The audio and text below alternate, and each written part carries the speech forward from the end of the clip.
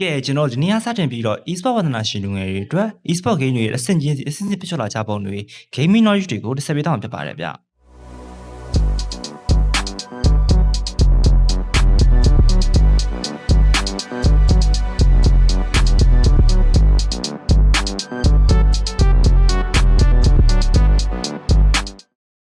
နံပါတ်1 Vainglory Vainglory ကိုတော့နိုဝင်ဘာ16ရက်2014ခုနှစ်မှာစတင်ထုတ်ခဲ့ဖြစ်ပါတယ်။အခုထိလူကြိုက်များနေဆက်ဖြစ်တဲ့ Dota 2ကိုကြတော့2013ခုနှစ်မှာစတင်ထုတ်ခဲ့တာဖြစ်ပြီးတော့ Mobile Game ရတာကို Mobile ပေါ်မှာပါစတင်စော်စားနိုင်အောင်ဖန်တီးထုတ်ခဲ့တဲ့ Mobile ပေါ်လောကရဲ့ဖခင်ဆိုလဲမှားပါဘူး။ Vainglory ကိုတော့ Super Evil Megacorp ကုမ္ပဏီကနေပြီးတော့ဖန်တီးထုတ်ခဲ့တာဖြစ်ပြီးတော့2014စက်တင်ဘာလမှာပြုလုပ်ခဲ့တဲ့ iPhone 6ရဲ့ announcement ပြုလုပ်တဲ့အချိန်မှာစတင်မိတ်ဆက်ခဲ့တာဖြစ်ပါတယ်ဗျ။အဲဒီခေတ်အခါကတကယ်ကိုကျန်းတဲ့ marketing လို့ဆုံးမဖြစ်တဲ့အပြင်ကိုတကယ်မိုက်တဲ့ mobile feeling တွေကိုခံစားနိုင်ဖို့အတွက်အမျိုးအစားစုပါအခု30စီကနေပြီး reference ယူထားခဲ့လို့သိရှိရပါတယ်ဗျ။အခုဒီ mobile ရော PC ပေါ်မှာရော download လုပ်ဆော်သားနိုင်ဖြစ်တဲ့အတွက်ကြောင့်မစော်ဘူးလေး brother အနေနဲ့ mobile မှုကဖခင်ရဲ့အနှစ်သာရကိုခံစားနိုင်ဖို့အတွက်စော်သားကြည့်ဖို့အကြံလေးပြလိုပါတယ်ဗျ။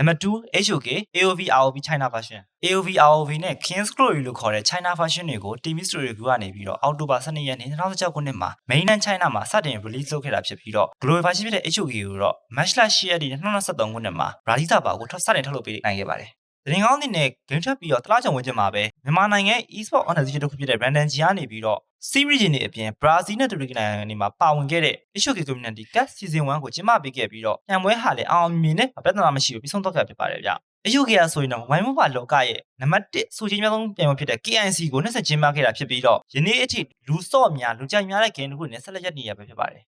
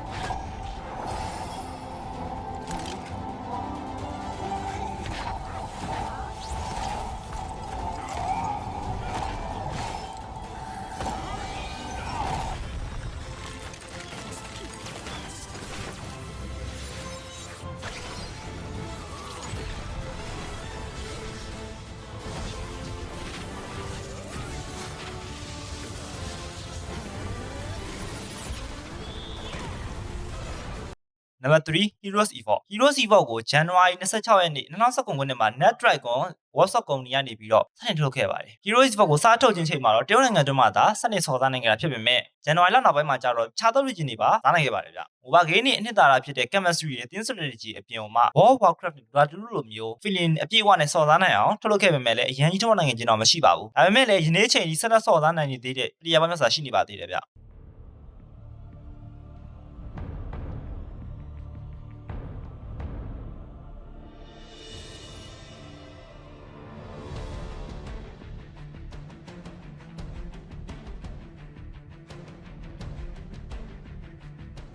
Your charms don't work on me. What is your wish? A direct hit. Take out your blade and fight. There's not a chance you can resist. Meteor empowered. Left hand, chakra. Right hand, speed. I'll kill you! I'll kill you! I'll kill you! Fight for honor. Now this is real pain. We were gods once.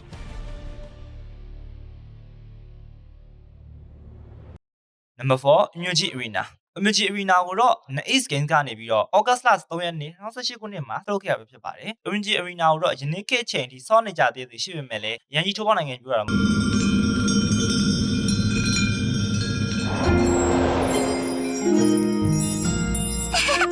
ねえ白狼様行きましょ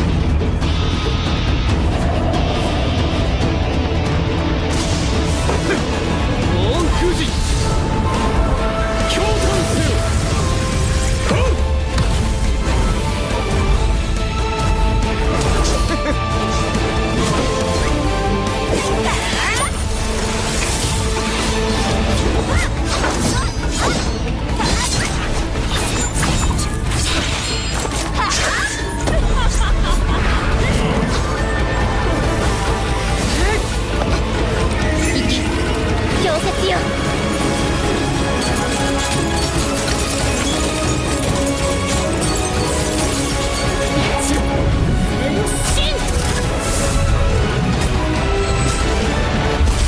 あれを召喚したのは誰だ